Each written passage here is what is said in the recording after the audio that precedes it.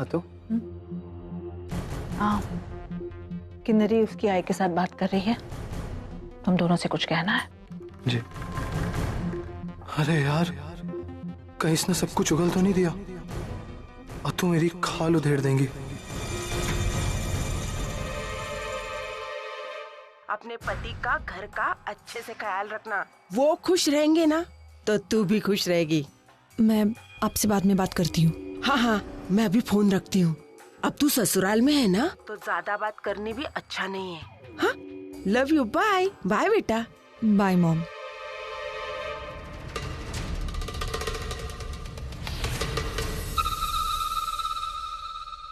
रौनक, तुम दोनों के बीच कुछ हुआ है क्या? जब से लौटे हो किन्नरी परेशान लग रही है, क्या हुआ है? नहीं अतु, कुछ भी तो नहीं हुआ, नथिंग। अगर कुछ भी नहीं हुआ है तो वही ठीक है। रौनक, आज से तुम्हारी एक नई जिंदगी की शुरुआत होने जा रही है। और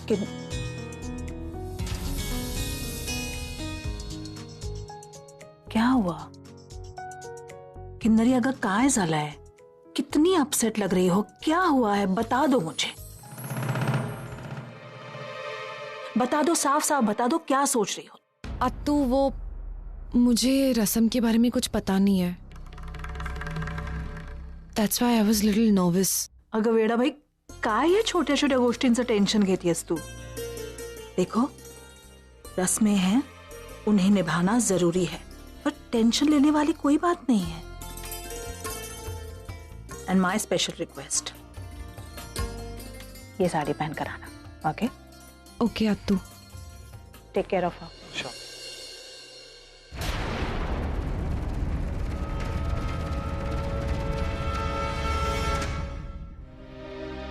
अरे आना, तुम यहाँ हो, मैं तुम्हें कब से यहाँ वहां ढूंढ रहा हूँ। अब तो शशांक के पेरेंट्स भी चले गए। बेचारी मानसी वो इतनी इमोशनल हो गई थी कि उसे देखकर मुझे भी रोना आ गया था। लेकिन अब सब ठीक है, सब अच्छे से हो गया ना? हाँ सर, ठीक है। तो अब हम भी चलें? अतु इंतजार कर रही होंगी, रौनक और किन्नरी तो घर भी पहुंच गए होंगे।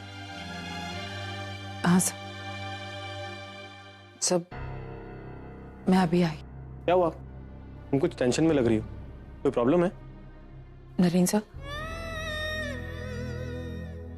मुझसे प्रॉमिस कीजिए कि आप मेरा किसी भी हाल में साथ नहीं छोड़ेंगे, कभी भी नहीं। हाँ, तो ये तो 7 वचनों में से एक वचन है ना, जो मैं निभाऊंगा ही निभाऊंगा। तो प्रॉमिस, ओके? पक्का प्रॉमिस, चाहे कुछ भी हो जाए मैं तुम्हारे साथ कभी नहीं छोड़ूंगा। ये मैंने पहले भी प्रॉमिस किया था और अब भी कर रहा हूं। अब खुश स्माइल। चले? आप ड्राइवर को बोल के गाड़ी निकलवाइए, मैं 2 मिनट में आई। ओके।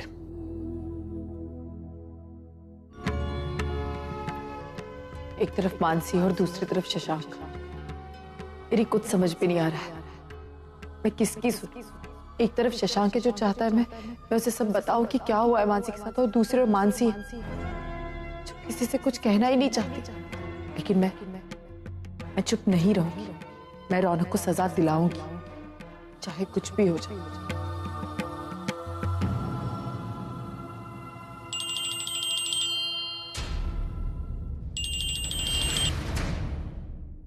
हेलो, फोन घेतला, खूप बरं झालं। किन्नरी और रौनक आ गए। यहाँ हल्दी उतारने वाली रस्म है, तुम्हारा इंतजार हो रहा है। अगर वहाँ की रस्में पूरी हो गई हो तो प्लीज आ जाओ अपने घर पे। बेशर्म कहीं का, मेरी बहन की जिंदगी बर्बाद करके अपनी गृहस्थी बसा रहा है। कहते का मी काय म्हणतीये? या तुम भूल गई हो कि तुम इस घर की बहू हो? यहाँ की रस्में पूरी करना तुम्हारा फर्ज है। मैम, मुझे पता है, मैं अपनी रिस्पॉन्सिबिलिटीज बहुत अच्छे से समझती हूँ। आपको मेरी तरफ से कोई भी शिकायत का मौका नहीं मिलेगा। Ankita, you are a sad excuse of a daughter in law. हर औरत के लिए अपनी देवर की शादी मायने रखती है। बढ़ चढ़कर वो औरत अपने देवर की शादी में शामिल होती है, पर तुम्हें अपनी बहन की शादी की फिक्र है, देवर की चिंता ही नहीं है। आज यहाँ की सारी रस्में वहिनी पूरी करती है। वहिनी देवर को आशीर्वाद देती है, उसके आगे की जिंदगी के लिए उसे शुभकामनाएं देती है। और तुम रौनक की बहनी हो, तुम्हारा यहाँ होना बहुत जरूरी है। समझ रही हो मैं क्या बोल रही हूँ? मैं आ रही हूँ। तुरंत दोबारा फोन करने की नौबत नहीं आनी चाहिए। कल का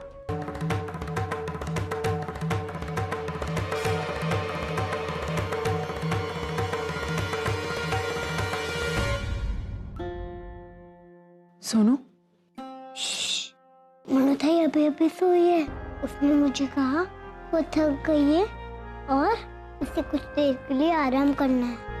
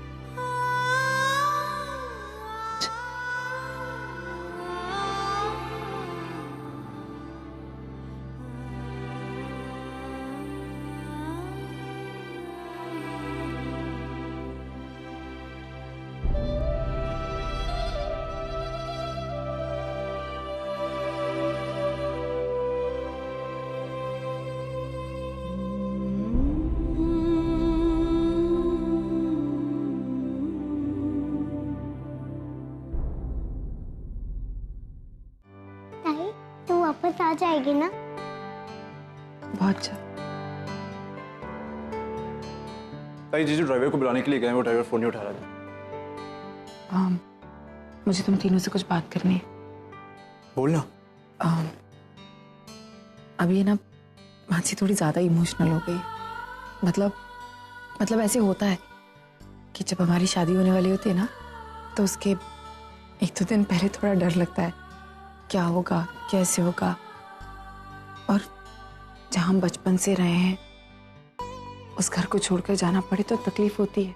लेकिन प्रशु, मानसी को हो सकता है वो शायद अंदर रोए, क्योंकि उसको तकलीफ हो रही है ना, हो सकता है।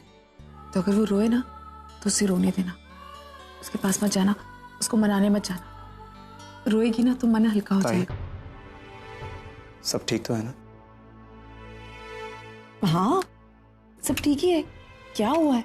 ऐसा होता है प्रशांत, बहुत नेचुरल है। मुझे भी ऐसे हुआ था शादी के पहले, थोड़ा सा डर लगता है। मैं चलती हूँ, तो अपना ख्याल रखना और मनु का भी। ताई तू बिल्कुल टेंशन मत ले, मैं हूं ना, और हम सब हैं, और मनु का पूरा ख्याल रखेंगे। तू जा, जीजू इंतजार कर रहे होंगे ना। अरे हमारी बिटिया, हमारी बिटिया रानी हूँ। आज समझ में आ गया तुम लोगों को? समझे बात को कि अब जब शादी हो रही है, वो क्यों भाग रही है रस्मों बात से? क्योंकि उसको समझ में आ गया है कि वो फटीचर लड़का है, उसको भी शादी नहीं करनी है उसे। हम बता रहे तुम लोगों को, तुम ही जिद कर रहे हो उसे शादी कर लो। हम तो कब से कह रहे फटीचर आदमी है वो। पापा आप क्या बकवास कर रहे हैं? फिर बोला बीच में। ताई मुझे क्यों रोक रही है? क्योंकि मैं हूं, मैं बात करती हूँ। आपको पता भी है कि हम किस दौर से गुजर रहे हैं?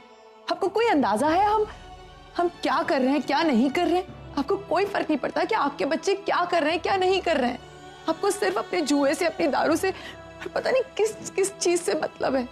हम यहाँ अकेले हैं, हमारे पास कोई नहीं है जो हमसे पूछे कि हमें कुछ चाहिए या नहीं चाहिए। आपको थोड़ी शर्म नहीं आती अपने आप पे? आपके आगे हाथ जोड़ती हूँ, आप अगर हमें खुशियां नहीं दे सकते ना, मत दीजिए, लेकिन कम से कम दुख मत दीजिए, प्लीज। हाँ, सब जानते हैं। बड़ी आई हमको सिखाने वाली, बोलते सिर्फ हमरे को कुछ समझ में नहीं आता, सब समझ में आता है हमरे को। पापा आप जाइए। ताई सुन मेरी बात, किसी भी हाल में ये पापा मानसी के पास नहीं जाने चाहिए। उसे दूर रखना, उसके पास मत जाने देना। वो थोड़े दिन के लिए हमारे साथ है, फिर वो यहाँ से चली जाएगी। मैं नहीं चाहती उसे किसी भी चीज की तकलीफ, प्लीज।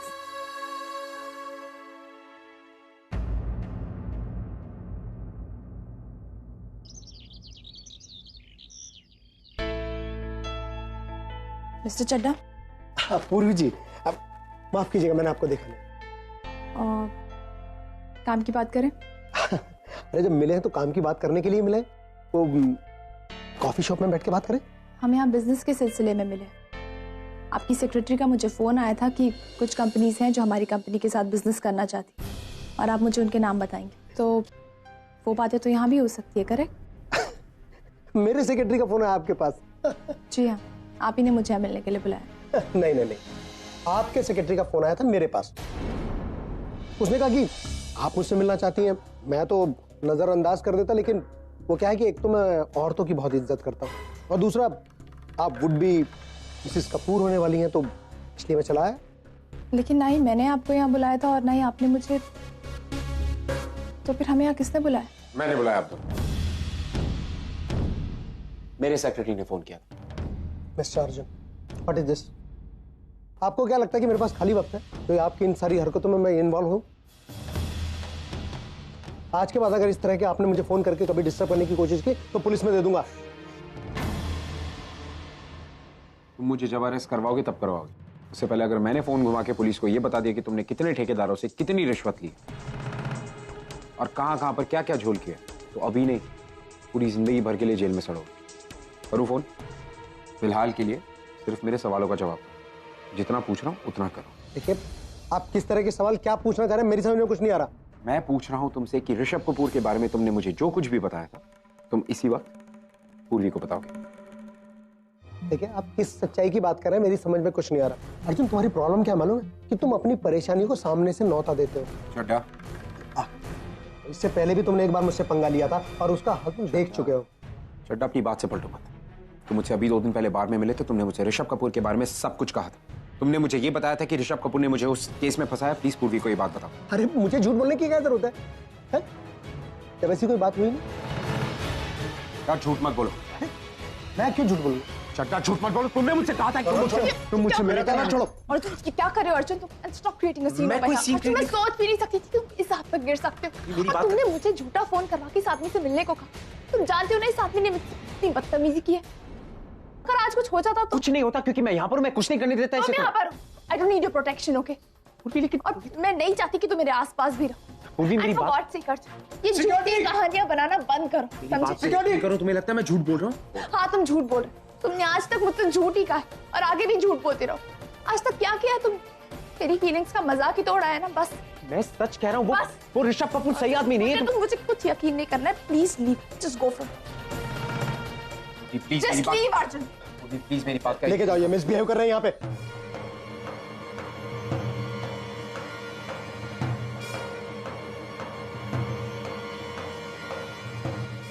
अब बैठिए आप। अब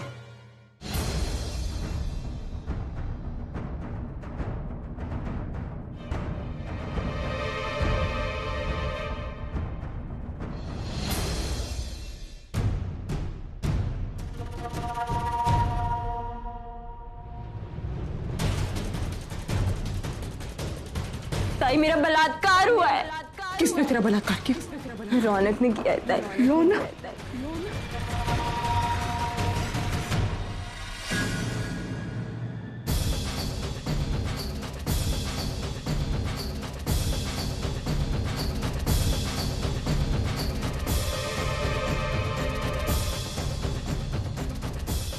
बेशरम, शर्म नहीं आई थोड़ी मेरी बहन का बलात्कार करते हुए?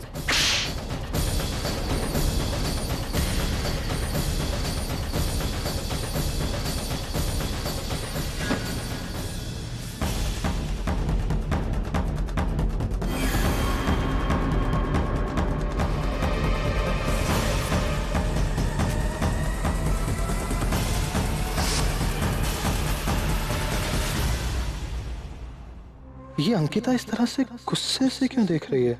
मानसी ने सब कुछ बता तो नहीं दिया? नहीं नहीं, वो ऐसी बेवकूफी नहीं करेगी। वो अच्छी तरह से जानती है कि इसका अंजाम क्या होगा। सुन भाई, या जरा बोलायचं आहे.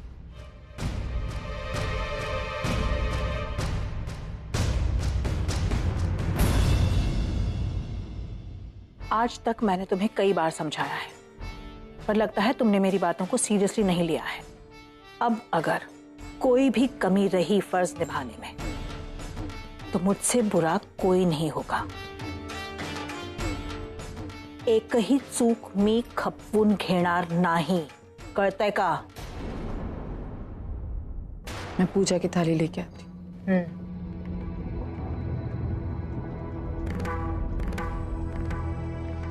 नरेन, यहाँ। एक्चुअली हम निकल तो चुके थे टाइम पे। I will be ready in some time. It's okay. मुझे ये बता, सुनबाई को क्या हुआ है? वो इस तरह क्यों बर्ताव कर रही है? अरे हाँ, तो आना ना थोड़ी इमोशनल है, और अब मानसी की शादी हो जाएगी तो घर पे छोटे छोटे बहन भाई हैं, उनका ख्याल कौन रखेगा? पापा तो यूं ना उनके, और वो समझती नहीं है। मानसी तो यहीं शहर में रहने वाली है, शशांक के घर हम कभी भी चले जाएंगे उसको मिलने, या शशांक हमारे पास आ जाएगा, तो she will be fine. I will take care, मैं समझाता हूँ। ओके।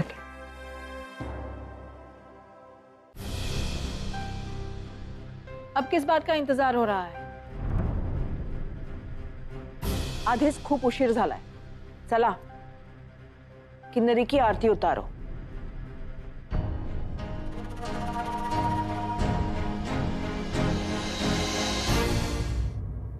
रौनक, किन्नरी, आज की रस्म यानी तुम दोनों को घर के बड़ों का आशीर्वाद है।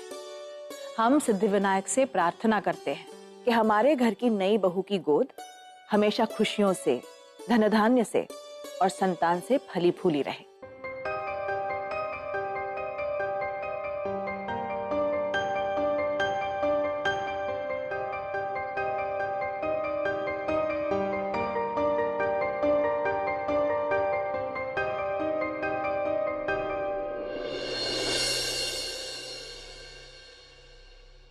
मुझे नहीं पता इस दुनिया में भगवान है या नहीं, लेकिन अगर है तो प्लीज भगवान इस बेचारी की रक्षा करना।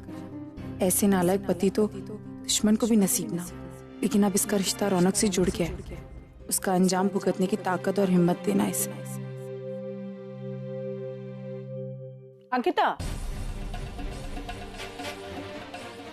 कहाँ जा रही हो? रौनक की आरती उतारो।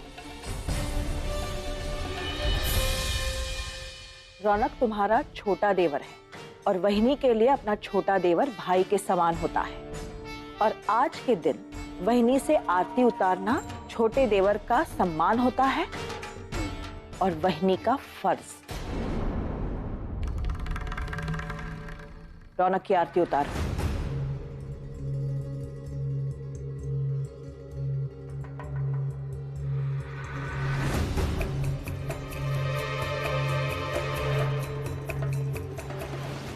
तो यू नो, हमारे रिचुअल्स इतने इंटरेस्टिंग हैं, I never knew. I am loving it.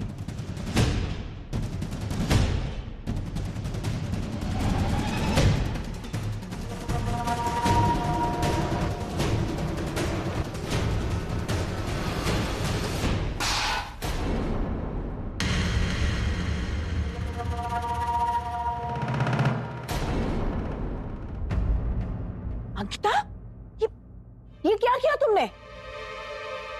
इस तरह आरती की थाली का गिरना अपशकुन कहलाता है। अपशकुन? वो भी इस इंसान के लिए जिसे ये तक नहीं पता कि भाई क्या होता है, एक पति क्या होता है, एक देवर क्या होता है, क्या उसके लिए क्या शुभ और क्या अशुभ, सब कुछ बराबर ही है। ये तो सिर्फ अपने बारे में सोचता है। इसे सिर्फ अपने से ही तो मतलब है, और किसी से इसको कोई मतलब नहीं है। अगर मेरा बस चलता ना तो इसी दिए से इसको जला देती।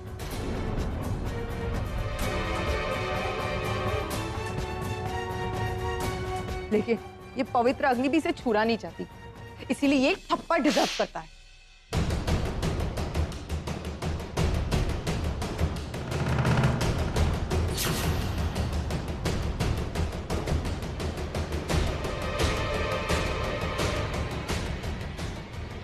dare you? तुम्हारी हिम्मत कैसे हुई रौनक पर हाथ उठाने की? रौनक इस घर का बेटा है, तुम इस तरह उस पर हाथ नहीं उठा सकती। क्यों नहीं उठा सकती इस पर हाथ? आपको अगर इसकी हरकतें पता चलेंगी ना, तो आप भी यही करती जो आज मैंने किया है। जानना चाहती इसने क्या किया है? क्या किया है रौनक ने, बताओ। रौनक बताओ, अपनी गलतियों का पर्दा तुम फाश करोगे या मैं तुम्हारी अत्तू को बताऊं कि तुमने क्या किया है? बहनी आप क्या बोल रही हैं, मुझे तो कुछ समझ में नहीं आ रहा है। कितने मासूम बन रहे हो ना तुम। इतने मासूम बनने की जरूरत नहीं है तुम्हें, समझे? क्योंकि तुम इतने मासूम हो ही नहीं। ये जो अपना झूठा चेहरा है किसी और को दिखाना, मुझे नहीं। तुम्हें क्या लगा? तुम्हें क्या लगा कि मैं इस घर की बहू हो तो चुपचाप बैठी रहूंगी, कुछ नहीं बोलूंगी, किसी को नहीं बताऊंगी, तुम्हारे इन एहसानों की तरह दब जाऊंगी? लेकिन ऐसा नहीं है मिस्टर रौनक करमरकर। तुमने गलती की है, तुमने मेरी बहन की जिंदगी बर्बाद की है। अंकिता, इसकी सजा तुम्हें मिलकर रहेगी। इनफ इज इनफ, बहुत होगी तुम्हारी ये बदतमीजी।